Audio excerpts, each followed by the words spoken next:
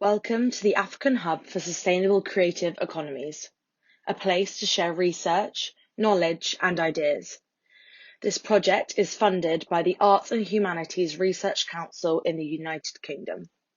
The video considers the connections between fashion design and education in Kenya, specifically Nairobi.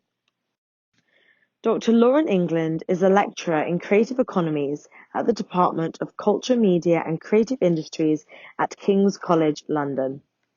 Ogake Mosomi is a tutorial fellow at the School of Arts and Design, University of Nairobi.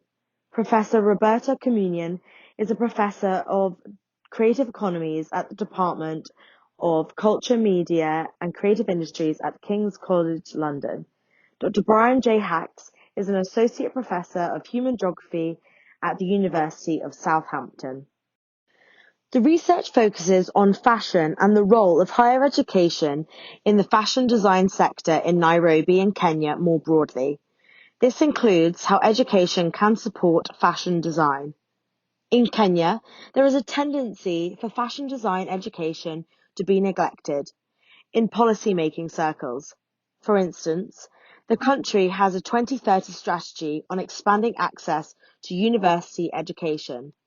But this is overwhelmingly science-based, and fashion education is not included.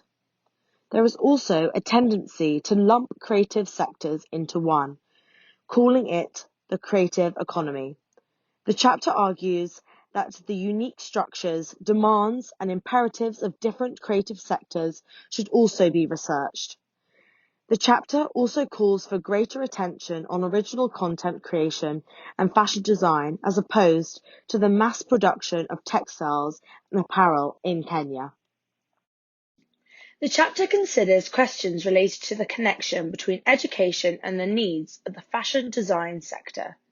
The issue of concern includes the courses that Nairobi fashion designers attend, the education level they attain, and how education and career opportunities might attract them to the capital city. Across Kenya, available data shows that fashion and textile related courses are offered in 11 universities, 14 private colleges and 27 institutions called technical, industrial, vocational and entrepreneurship training. However, the range of courses and providers is limited. They are focused mainly on textile engineering, fashion design and garment making.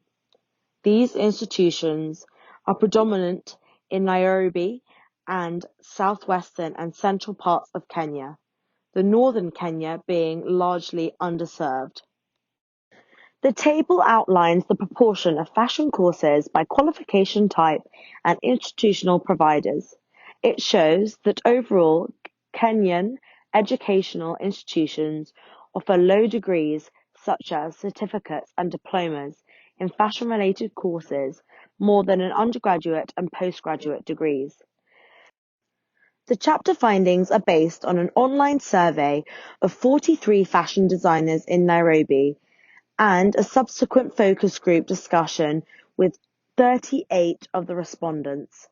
The authors also conducted a group of interviews with 3 academics at the University of Nairobi School of Arts.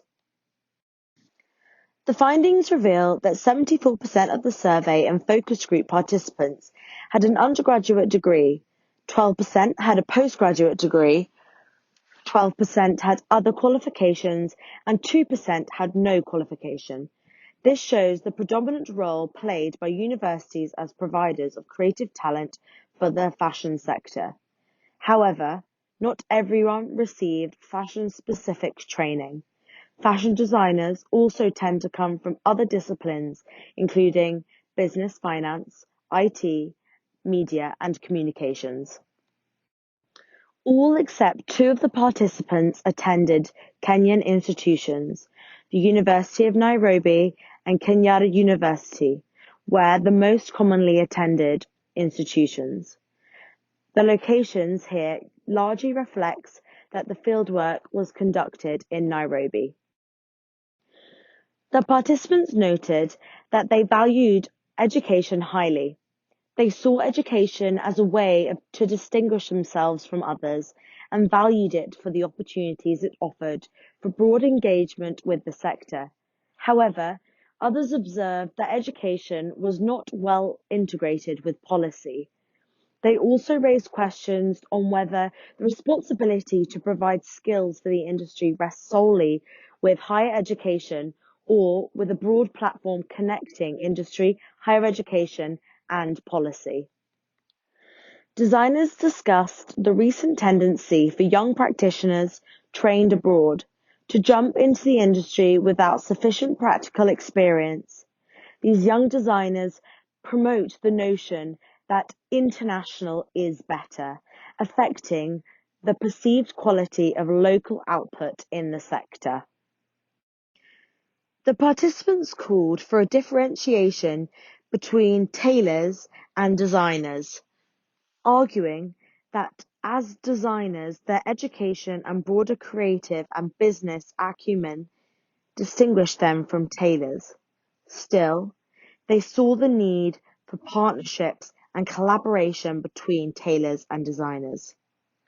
Designers recognized the importance of being taught entrepreneurship and real-life scenarios in higher education settings.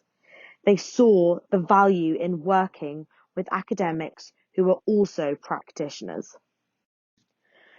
The research shows that designers want greater reconciliation of the skill that tailors have with the knowledge that designers possess as a way to connect made in Kenya and designed in Kenya with quality and creativity. Designers further saw the need for collaborations between universities and industry, particularly in terms of internships. Finally, the designers recognized the importance of skills and training beyond higher education for ongoing learning, mentoring, and networking. If you would like to read this research in more details, consider purchasing the book, Higher Education and Policy for Creative Economies in Africa.